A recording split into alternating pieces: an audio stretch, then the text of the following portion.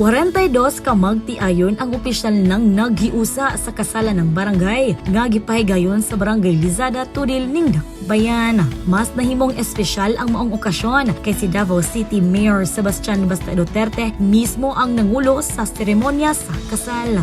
Mayo na kay inyong mga anak, mahimo mga lehitimong anak.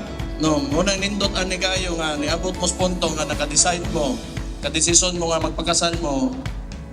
Di lang para ni sa inyo ha, para sa inyong mga anak, mahimo sila mga lehitimo na mga anak ninyo. So nindot kayo, palagpakan na to mga kaslunon dire nga dunay mga anak.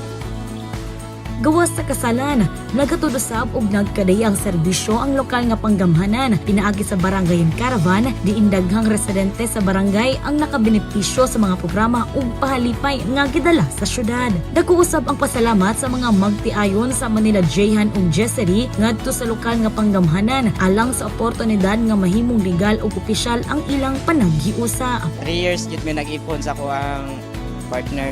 So nakadesisyon mi og apilaning kasalan ng bayan nga gitigayon diri sa Barangay Lizada. So nagpasalamat mi sa kapitan. Salamat ko sa kapitan nga madasigon kaayo nga nagpa siugdaan ning kasalan ng bayan. So nagpasalamat ko kang Mayor Baste nga nahalubilo na mo siya personal nga siya mismo nagkasal sa mua.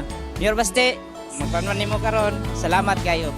Gilauman sa syudad nga pinaagi sa maong programa, mas mapalig-on pa ang pundasyon sa pamilya. Para sa Madayo Davao, ako si Lawrence Igloria.